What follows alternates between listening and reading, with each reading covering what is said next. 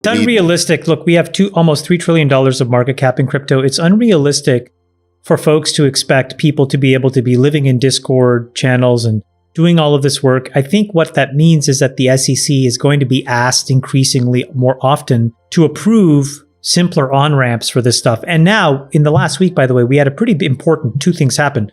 Both Jerome Powell and Gary Gensler basically said, crypto's here to stay, and we're not going to ban this stuff. And so hopefully what it means is that you get some ETFs passed in the United States. Grayscale is one. There could be more. And I think that stuff makes it much easier for folks to own this stuff. Well, a clear regulation would be a great thing for the industry, for people to buy into it, and removing some of the, let's call them, I don't want to say bad actors, but people who are maybe questionable. Well, I think you have to put things in a bucket of is it an investment or is it something that represents an idea that you love so much? If it's the latter, you should never sell. If it's the former, yeah, you got to manage risk. Or rather, is it a trade or is it something you want to own? By the way, let me just clean this up because Solana was not a direct investment for us. What we did is we invested in a crypto venture firm called Multicoin Capital. This is back in 2017. We realized crypto was becoming a full-time job for us. It was a total rabbit hole. And we were we don't have time to figure out this 24/7 trading stuff. But we met Kyle and Tushar, who were these two young guys. We met them through Vinny Lingham, actually. And they were creating Multicoin Capital. And we actually invested, we gave them $1 million at a 20 cap to help set up their firm. And then we invested in they had both a venture fund and a hedge fund. And they were the first money into Solana. So that fund, I mean, it's like a 100x fund. It's just bonkers. Crazy. And so as a result of that, we are indirect beneficiaries of this huge increase in Solana. It will end up being about, $1 billion of, I think, Solana for us in terms of returns. But it's the Multicoin guys determine the trading decisions on that.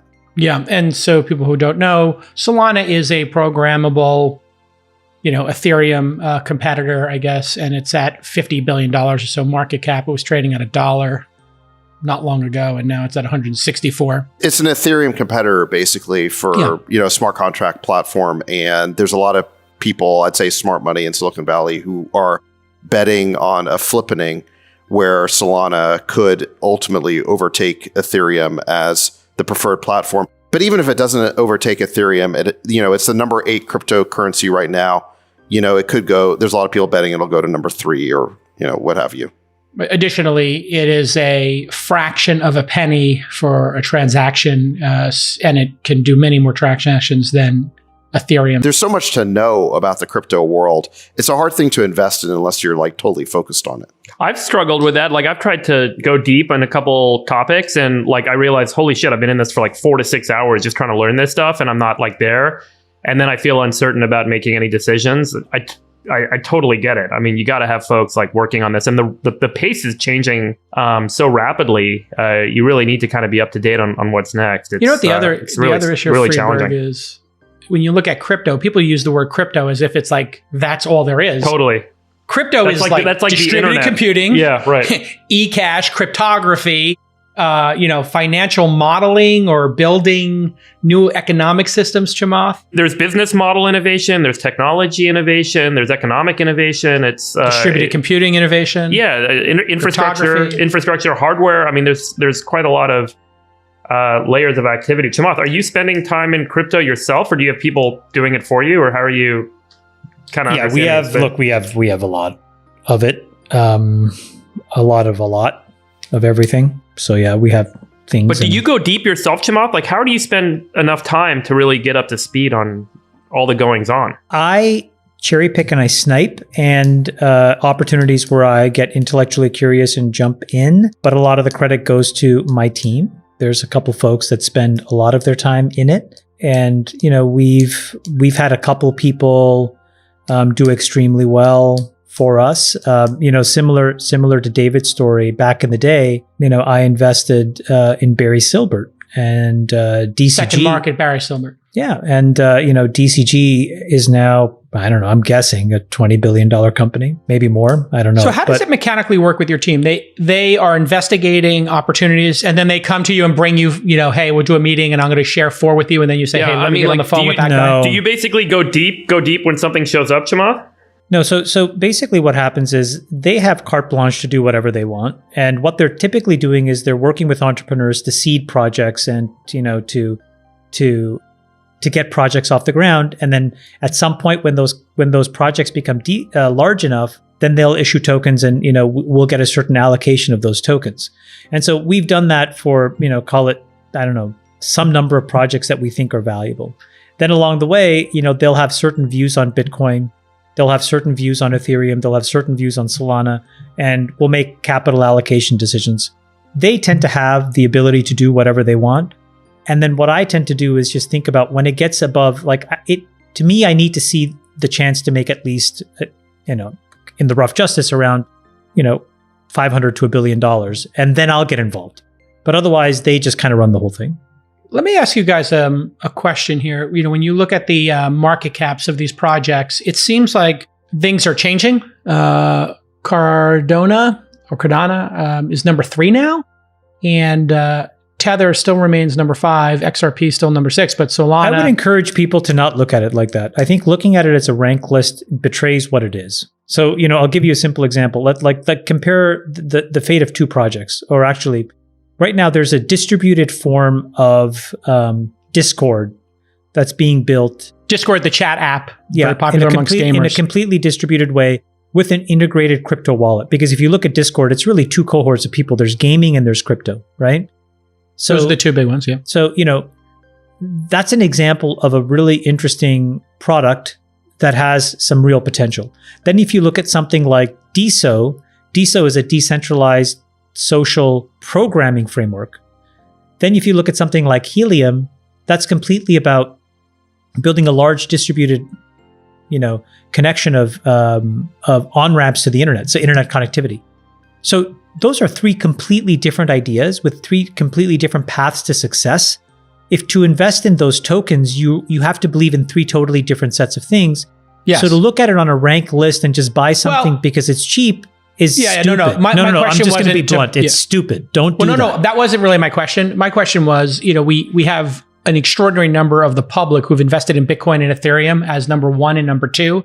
And those projects feel maybe stagnant when compared to the dynamism of what I'll call, the projects launched in the last 3 or 4 years. Because they're at a different, but you're talking about confusing. Again, that's what I mean. Those are layer 1 protocols, right? Meaning they are at the core substrate of how all of crypto is going to work.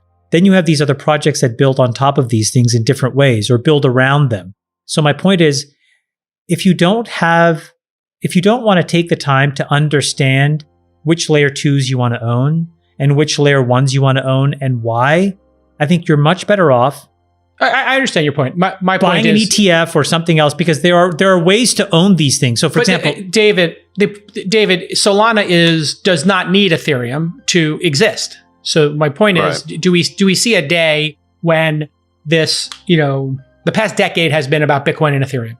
Do we see a day when maybe people stop buying those and start buying these new ones? Anything's possible, but here's the evolution in our thinking. I mean, the first step was realizing, okay, we need to own Bitcoin. Why? Because, there's now enough evidence where a decade or more than a decade into this, nobody has been able to essentially counterfeit a Bitcoin. It is, new money. It is better money.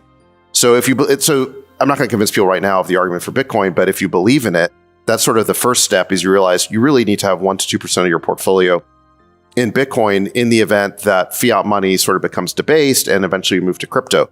Then you realize, well, wait a second, Bitcoin is just one application of blockchains. There's a bunch of applications of blockchains. So maybe we need to own not just sort of, digital money, but we also need to own the underlying blockchain platform. And that leads you to Ethereum. Then you realize that there's a bunch of competitors to Ethereum and it's still very early days. And one of those guys might ultimately displace Ethereum as a blockchain platform. Then you realize that there's all these applications on top of all these blockchains. And so, the conclusion I come to after all of that is I can't figure all this out. And maybe I could if I was willing to go back to school and like make this a full-time job, which I just don't want to do. I mean, I'm lazy, and that's why I focus on SaaS. Like, that's what I know Your as kill an zone, investor. Yeah, like I'm not going to reinvent myself. It's like you playing Hold'em versus PLO. Right.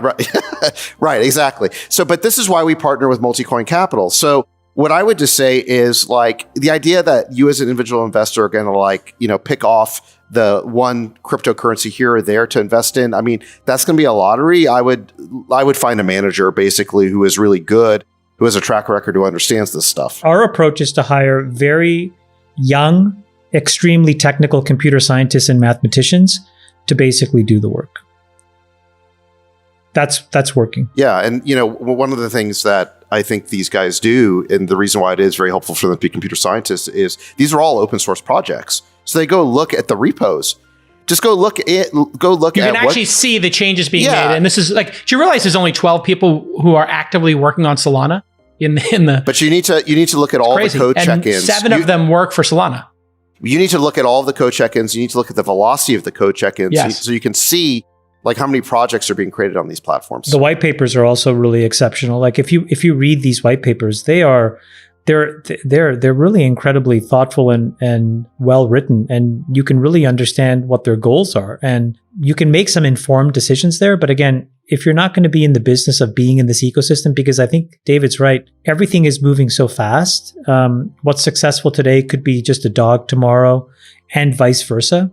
That I think speculating in this market will not only will it be super volatile, but more than likely you're going to lose all your money. So I would encourage people to not speculate in crypto. I would encourage you to figure out an elegant way of having an abstracted bet, if to the extent you care about it.